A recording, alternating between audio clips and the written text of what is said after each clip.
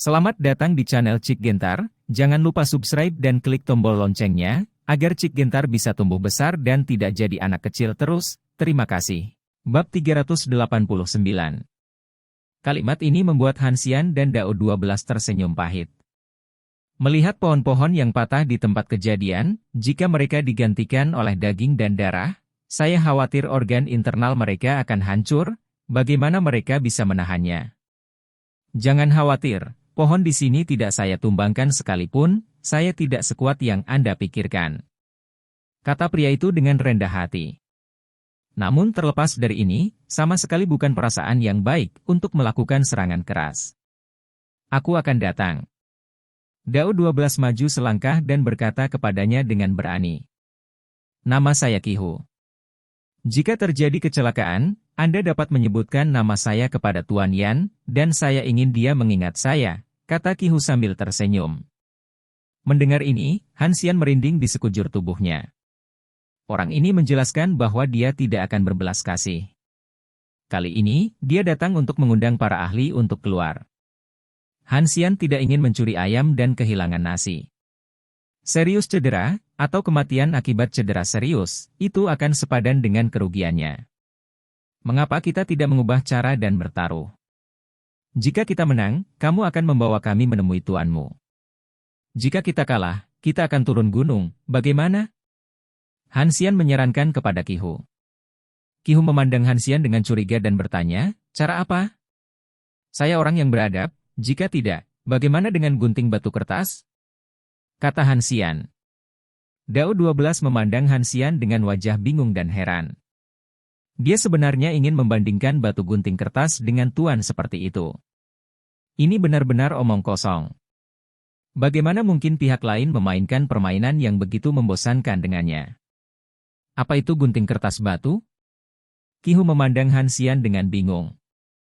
Dia naik gunung ketika dia masih sangat muda dan hanya memiliki sedikit kontak dengan dunia luar. Dalam ingatannya, dia hampir melupakan segalanya saat turun gunung. Dia sekarang hanya ingat memukul pohon hari demi hari dan menyelesaikan tugas yang diberikan oleh tuannya. Ketika Qihu menunjukkan ekspresi bingung, Hansian melihat harapan. Pria ini seharusnya hidup dalam pengasingan selama bertahun-tahun di pegunungan dan hutan, jadi dia memiliki sedikit pemahaman tentang dunia luar. Meskipun kekuatannya tirani, hatinya kosong dan tidak memiliki rencana. Untuk orang seperti itu, sangat mudah bagi Hansian untuk mempermainkannya dengan tepuk tangan. Tentu saja, Hansian tidak berani bermain terlalu banyak, jika dia mengganggunya dan memulai perkelahian jika dia tidak setuju, dia mungkin akan berakhir di mayat liar.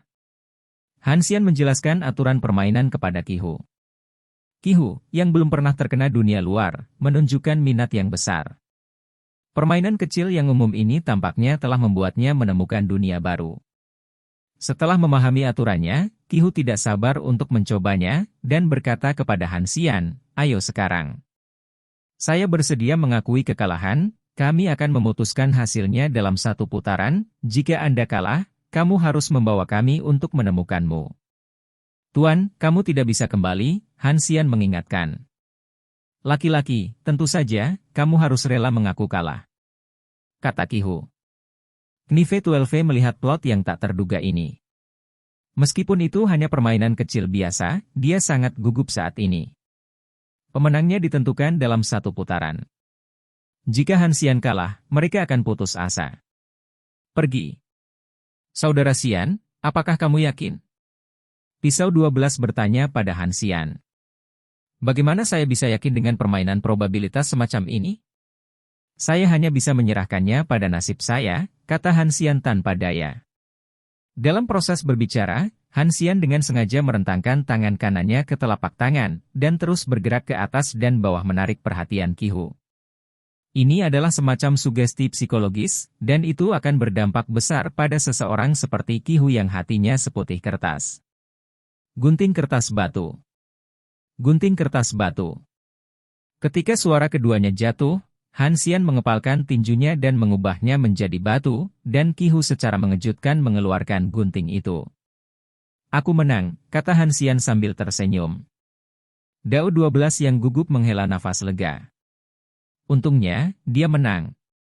Dia dengan cepat berkata kepada Qihu, kami memiliki kabar sebelumnya, dan kami bersedia mengakui kekalahan. Sekarang Anda harus membawa kami menemui tuanmu. Qihu tampak kesal, dia tidak mengerti dirinya sendiri mengapa saya kalah. Melihat gunting di tangan saya berpikir betapa bagusnya memberikan kain. Melihat ekspresi Qihu, Han Xian tersenyum ringan, untungnya dia adalah orang yang sangat sederhana, jika tidak, akan sulit untuk membodohinya. Saya tidak berharap orang yang begitu kuat menjadi begitu naif. Seorang master seperti dia, yang meninggalkan hutan dan pergi ke dunia luar, akan sangat mudah digunakan oleh orang lain.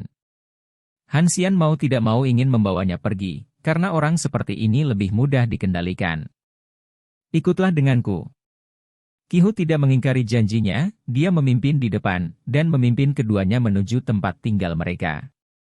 Saudara Xian, saya tidak berharap dia begitu mudah ditipu.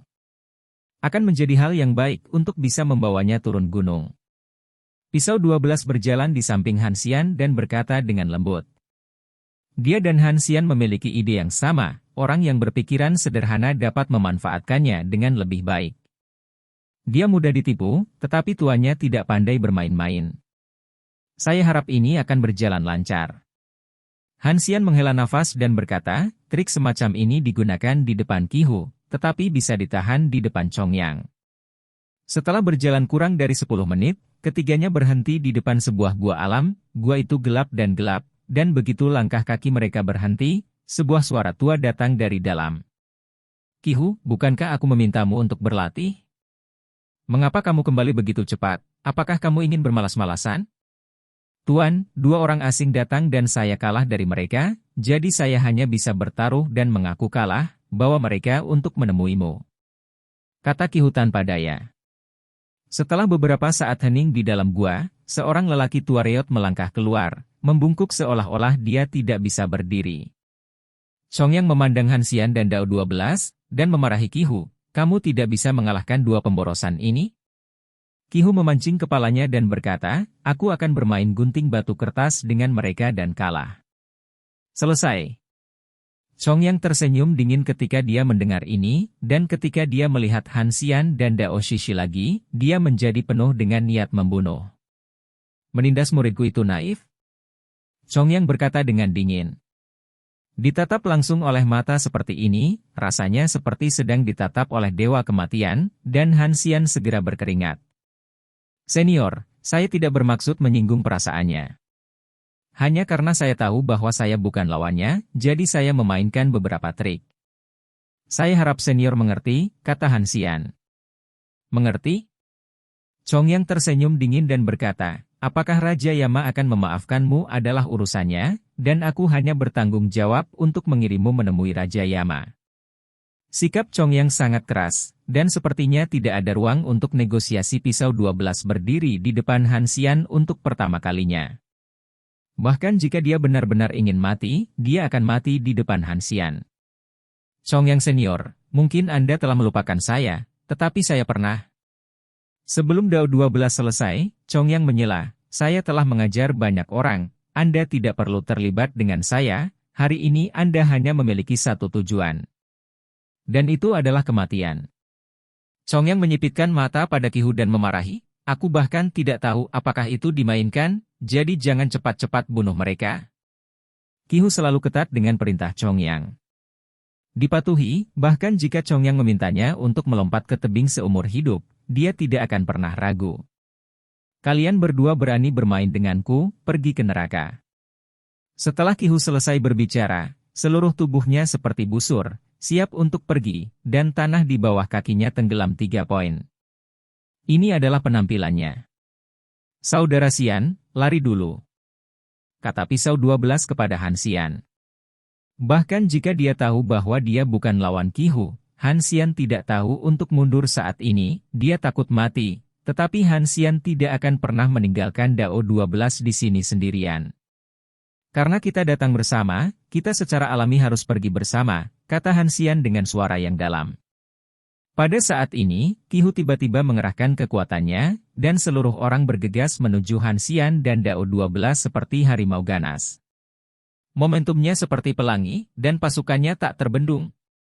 Pada saat ini, Qihu sendirian, tetapi dia memiliki aura perkasa dari ribuan pasukan, yang membuat Han Xian dan Dao 12 hampir terengah-engah. Ledakan.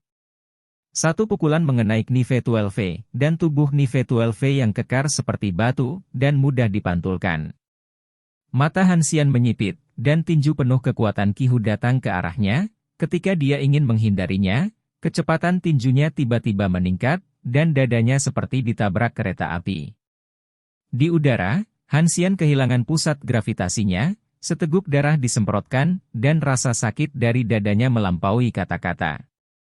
Han Xian dan Dao 12 juga orang yang sangat terampil, tetapi di depan Qihu, mereka benar-benar hancur, yang cukup untuk melihat betapa kejamnya Qihu.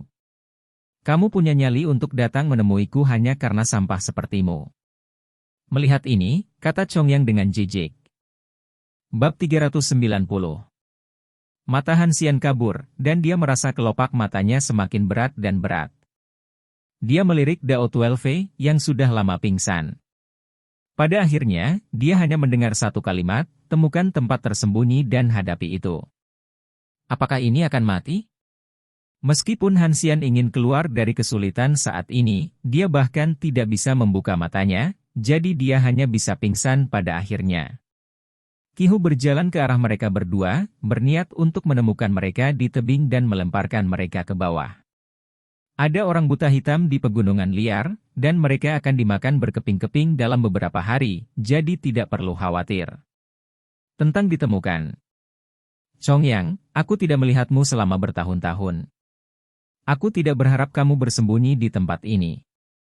Saat Chongyang hendak kembali ke gua, sebuah suara yang sangat familiar terdengar di telinganya. Chongyang, yang ototnya tegang, tiba-tiba berbalik dan melihat sosok yang dikenalnya. Bagaimana dia bisa berada di sini? Hal tua lain yang mati, makan trikku. Qihu meluncurkan serangan pada orang yang datang tanpa ragu-ragu. Chongyang berteriak kaget, Qihu, berhenti.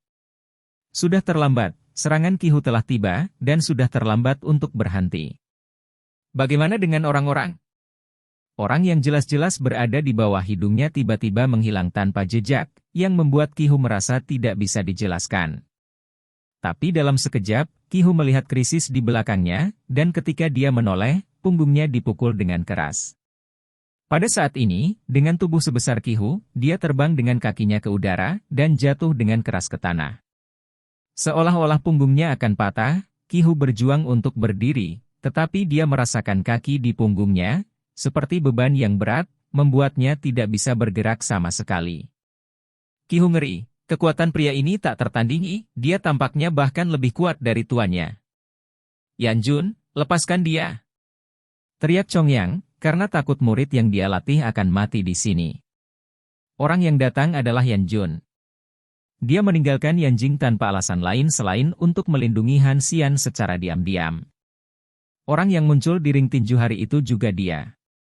Identitas aslinya tidak terungkap. Chongyang, bukankah muridmu harus mati? Yan Jun bertanya pada Chongyang.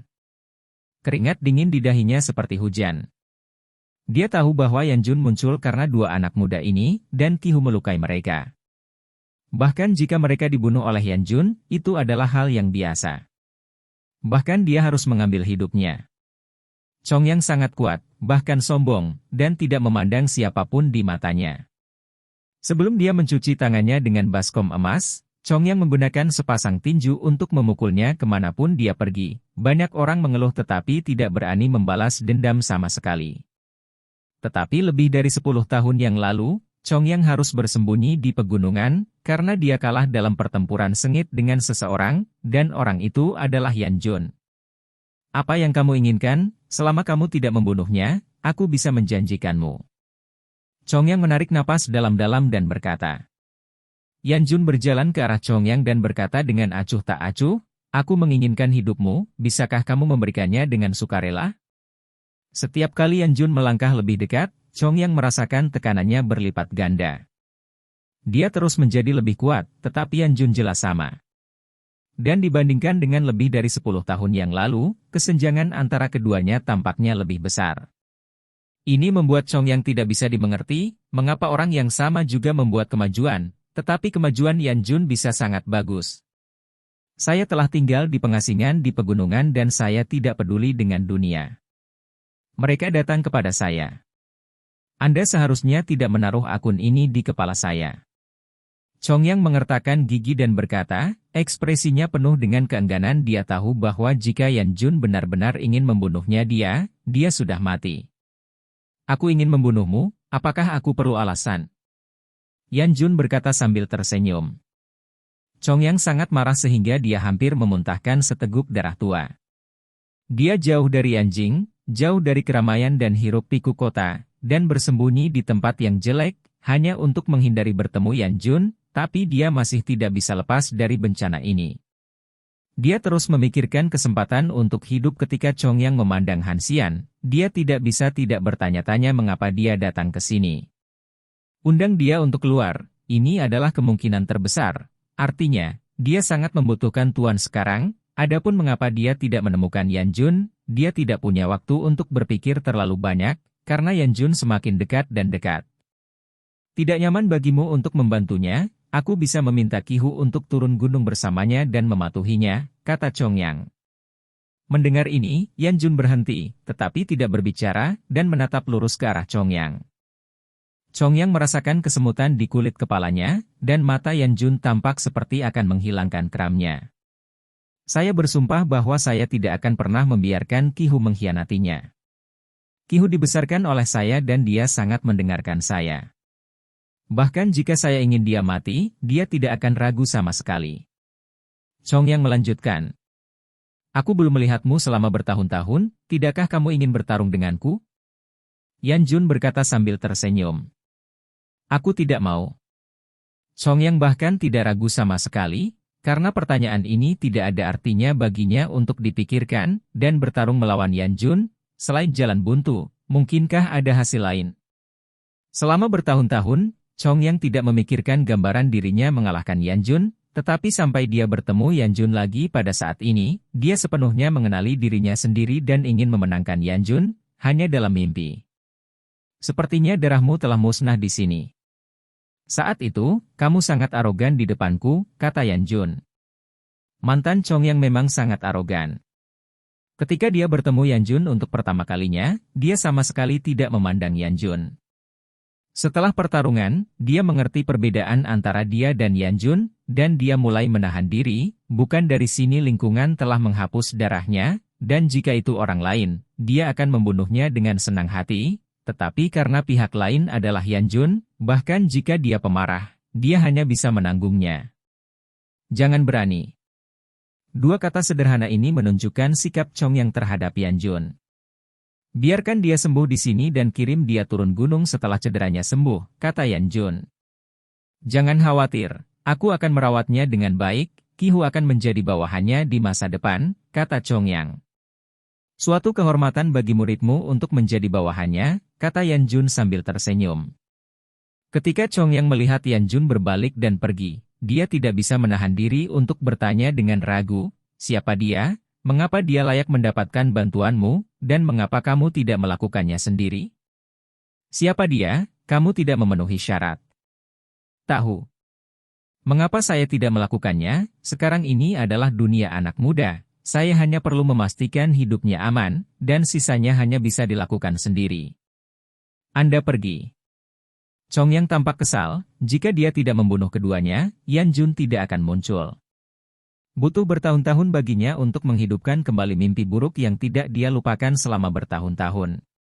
Qihu berdiri dengan susah payah, dengan ekspresi ketakutan yang tersisa, dan bertanya kepada Chongyang, Tuan, siapa orang ini, yang begitu kuat?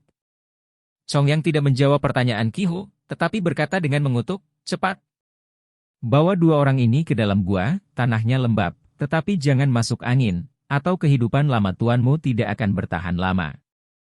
Qihu membawa Han Xian dan Dao 12 di bahu kiri dan kanannya.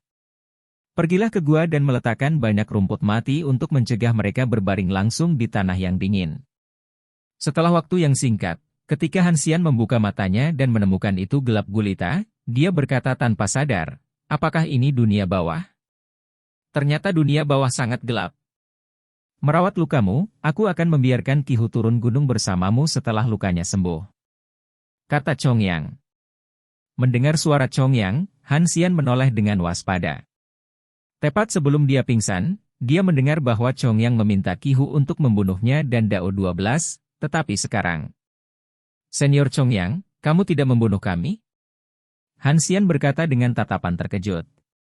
Di gua yang remang-remang, meskipun ekspresi Chongyang tidak dapat dilihat dengan jelas, ketika dia mendengar kata-kata senior, dia jelas menunjukkan sedikit ketakutan. Panggil saja aku Chongyang. Aku tidak terbiasa dengan orang yang memanggilku senior. Aku tidak membunuhmu, jadi jangan tanya kenapa. Bawa Qihu turun gunung. Dengan keahliannya, itu pasti akan banyak membantumu. Chongyang mengatakan bahwa meskipun Yan Jun tidak sengaja mengingatkannya, Chongyang tahu bahwa Yan Jun pasti tidak ingin Han Xian mengetahui hal ini. Bab 391. Setelah mendengar kata-kata ini, Han Xian tidak bisa mempercayainya, karena perbedaan sikap sebelum dan sesudah Chongyang seperti orang yang sama sekali berbeda, jadi Han Xian bertanya-tanya apakah Chongyang adalah orang dengan kepribadian ganda, dan bagaimana jika dia tidak. Mungkinkah ada perbedaan yang begitu besar? Sebelumnya, Qihu diminta untuk membunuhnya dan Dao 12, tapi sekarang, dia diminta untuk membawa Qihu turun gunung, yang terlalu aneh. Ketika pisau 12 bangun, Han Xianqiang menahan ketidaknyamanan dan berjalan keluar dari gua dengan pisau 12. Saudara Xian. Ada apa? Dao 12 bertanya pada Han Xian bingung. Ketika Qihu mengambil tindakan, dia percaya bahwa dia akan mati, tetapi situasi saat ini telah mengembangkan plot yang aneh. Dao 12 masih ingat sikap menghina Chongyang terhadap mereka sebelumnya, tapi Chongyang sekarang jelas banyak menahan diri. Saya juga merasa sangat aneh bahwa pertunjukan sebelum dan sesudah Chongyang sama sekali bukan orang yang sama. Orang tua ini, bukankah dia berkepribadian ganda? Han Xian bertanya kembali. Meskipun Knife 12 memiliki kontak dengan Chongyang, dia tidak memahaminya secara mendalam, dan dia tidak dapat menentukan karakter apa Chongyang itu. Saudara Xian, mengapa kita tidak pergi lebih awal? Saya khawatir keadaan akan berubah lagi. Dao 12 berkata, karena Chongyang bersedia membiarkan mereka pergi sekarang, kita harus mengambil kesempatan untuk pergi dengan cepat untuk mencegah Chongyang pergi. Kembali. Dengan kondisi fisikmu saat ini, bisakah kamu berjalan? Han Xian juga ingin pergi, tetapi setelah diserang oleh Qihu, dia masih perlu menggertakkan giginya dan bertahan bahkan ketika dia berdiri, belum lagi jalan yang kasar di sepanjang jalan. Gunung. Hei, aku benar-benar khawatir orang tua ini akan melakukan kesalahan lagi, kata Knife 12 dengan cemas. Han Xian berpikir sejenak dan berkata, karena dia sudah setuju, seharusnya tidak ada perubahan. Mari kita istirahat selama 2 hari. Han Xian mengatakan ini, dan Dao 12 harus mengangguk dan setuju. Meskipun kehidupan di hutan pegunungan yang liar jauh dari hiruk-pikuk kota dan peradaban modern, ada satu hal yang mengejutkan Han Xian dan Dao 12, yaitu makanan untuk mereka berdua sangat enak, dan permainannya sangat bagus. Lezat meski tanpa bumbu. Melimpah, orang tidak bisa menahan ngiler. Malam itu, beberapa kelinci ditangkap oleh Qihu dengan jebakan, dipanggang di atas api, terus mendesis dengan minyak. Han Xian dan Dao 12 makan dengan lahap, cegukan, dan tidur nyenyak. Keesokan harinya, kondisi fisik keduanya banyak pulih, tetapi Han Xian tidak buru-buru pergi. Pagi-pagi sekali, ketika Qihu sedang berlatih bersandar di gunung, mereka berdua menyaksikan dengan mata terbelalak, dan pepohonan bergetar di bawah pengaruh Qihu. Dedaunan berdesir, dan setiap benturan akan membuat Han Xian dan Dao Shishi merasa bahkan gunung pun bergetar. Orang ini benar-benar mesum. Orang biasa akan langsung mati jika dipukul seperti ini. Han Xian menghela nafas. Dao 12 bola mata akan jatuh ke tanah. Dia telah menjalani pelatihan yang sangat profesional. Di matanya, pelatihan itu sudah cukup abnormal, tetapi dibandingkan dengan Qihu, itu tidak ada apa-apanya. Jangan bicara tentang orang biasa, bahkan kita, di bawah serangan kekuatan penuh Qihu, aku takut kita akan mati. Sepertinya dia mempertahankan tangannya kemarin. Dao 12 berkata dengan ekspresi ketakutan, jika Qihu pecah keluar kemarin kekuatan tersebut.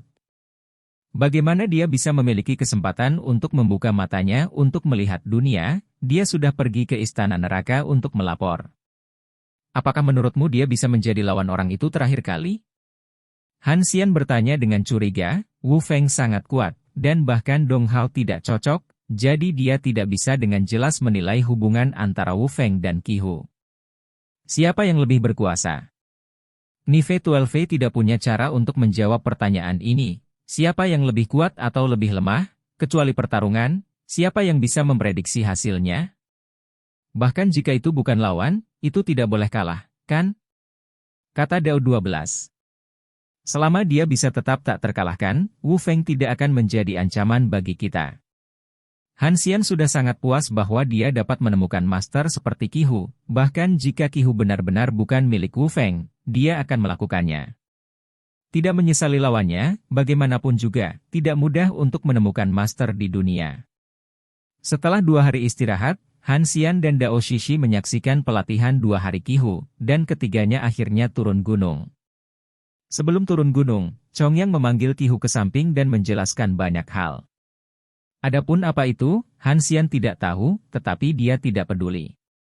Cukup baginya untuk mendapatkan penolong ini. Bahkan jika Chongyang tidak tahu apa itu yang akan memiliki tujuan lain, dan memang seharusnya begitu. Qihu sangat besar, dan dia berlatih kekuatan kasar, sehingga kelincahan fisiknya sangat buruk, ini dapat dilihat dari turunnya gunung, mudah jatuh di jalan kasar yang tidak mudah untuk dilalui. Ketika dia akhirnya tiba di tempat parkir, Qihu sepertinya telah melihat sesuatu yang baru.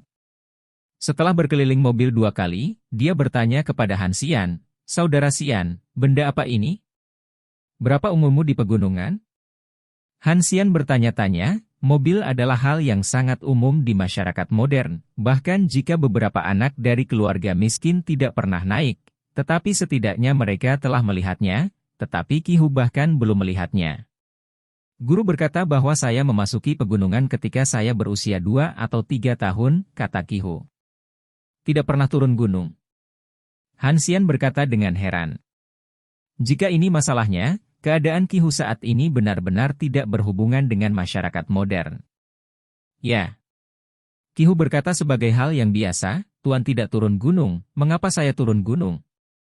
Katakan padaku apa ini?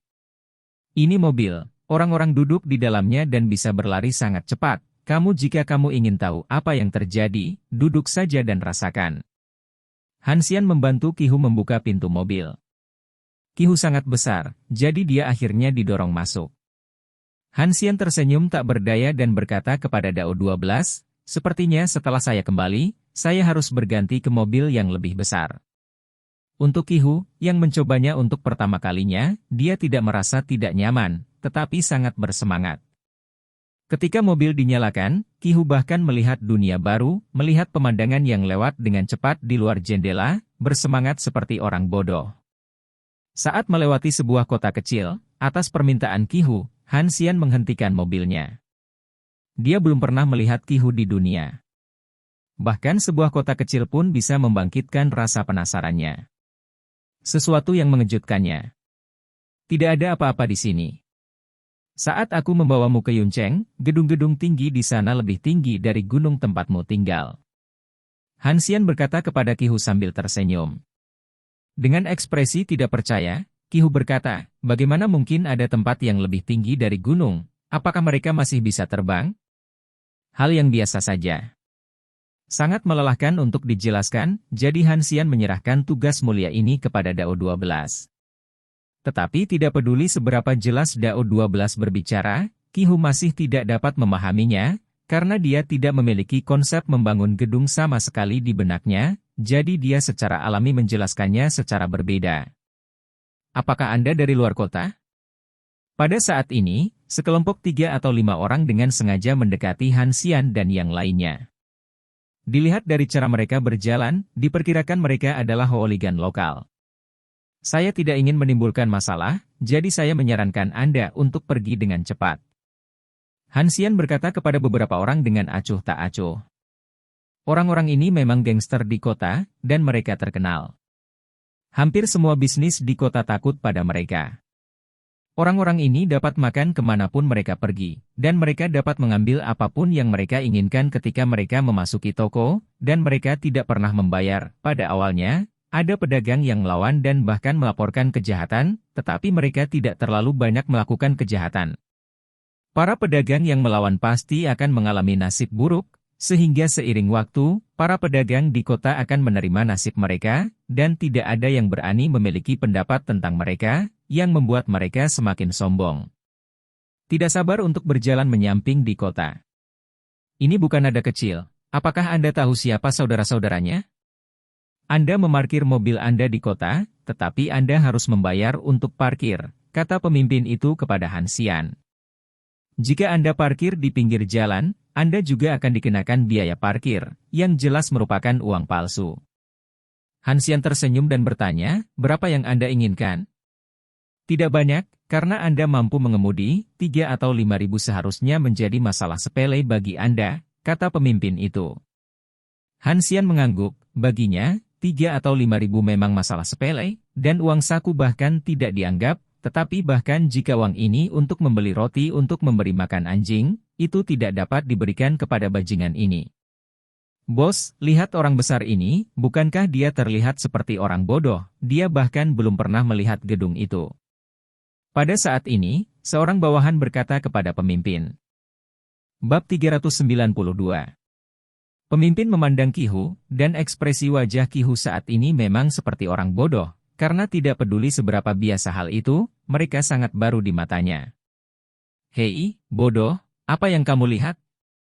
Pemimpin itu bertanya pada Qihu.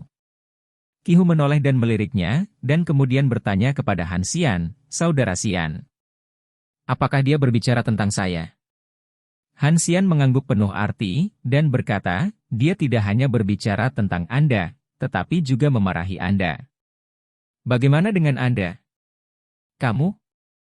Ketika Qihu mendengar ini, ekspresi wajahnya langsung membeku, dan dia berjalan ke arah pemimpin. Dia berkata, kamu memarahiku? Ukuran Qihu sangat menakutkan, jadi hanya berdiri di depan gerombolan gangster membuat mereka merasa sangat stres. Namun, orang-orang ini terbiasa menjadi arogan di daerah setempat, dan mereka tidak berpikir Qihu akan berani melakukan apapun pada mereka. Pemimpin itu berkata dengan acuh tak acuh, ada apa dengan memarahimu, bodoh besar? Ketika ibumu melahirkanmu, itu sulit. Melemparnya dengan keras. Tubuh pemimpin itu menampilkan parabola sempurna di udara, dan terlempar sejauh 10 meter dan hancur ke tanah. Orang-orang lainnya memandang Qihu dengan ngeri, dan dengan cepat mundur beberapa langkah. Meskipun pria besar ini bodoh, kekuatannya terlalu banyak, dia bisa membuang orang dewasa dengan mudah. Bos, apakah kamu baik-baik saja? Seorang bawahan berlari ke arah pemimpin dan bertanya dengan panik.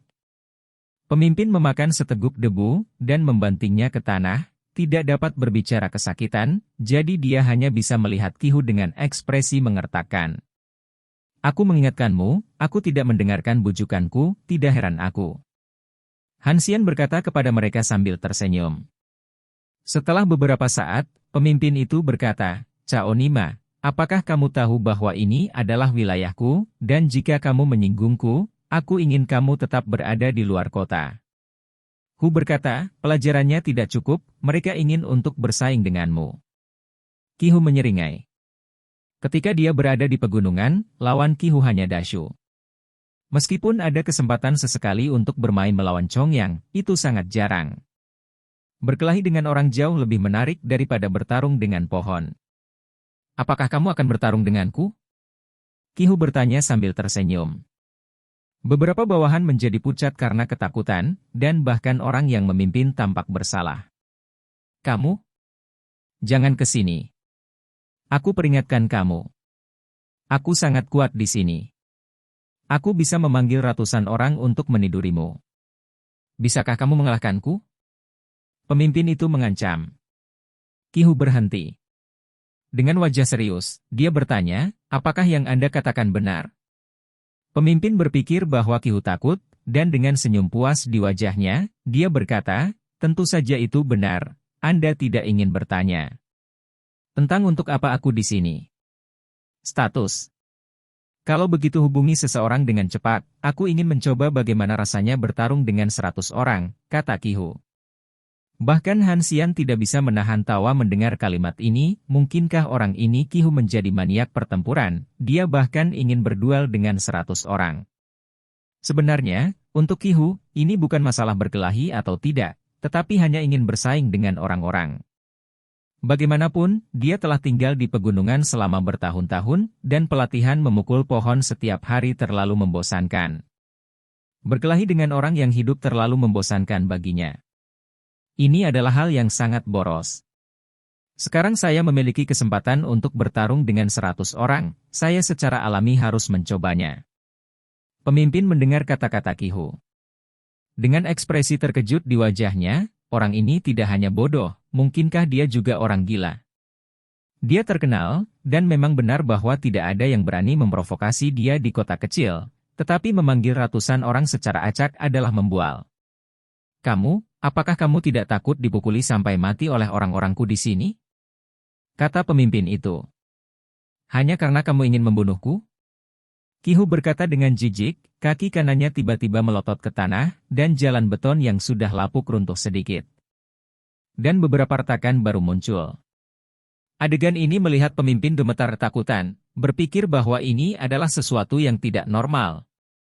Kamu tunggu aku, dan aku akan segera memanggil seseorang. Setelah pemimpin itu tergagap, dia berdiri dan berlari lebih cepat dari siapapun.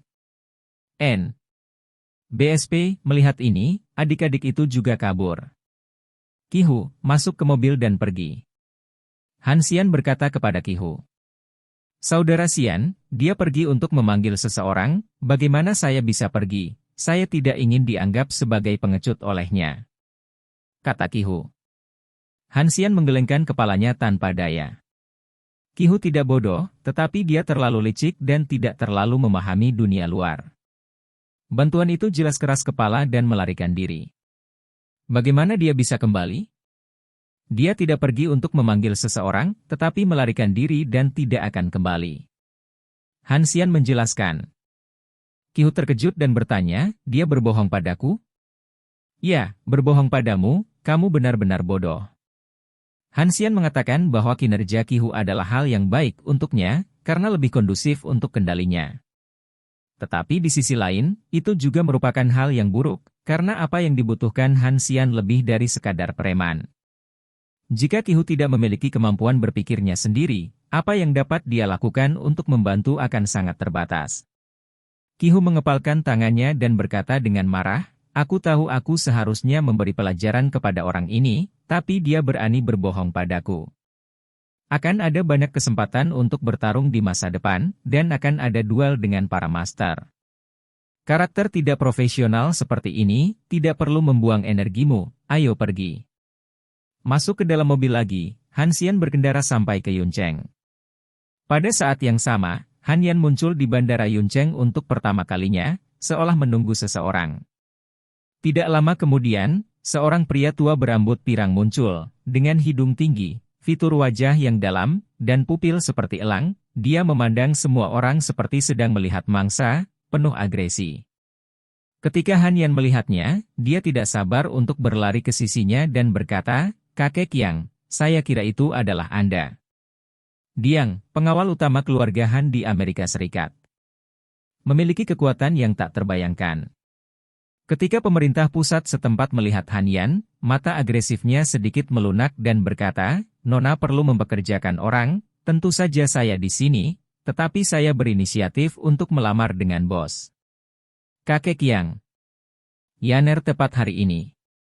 Saya punya masalah, silakan ikut dengan saya, kata Han Yan. Tidak masalah, kakek yang ada di sini untuk menyelesaikan masalahmu.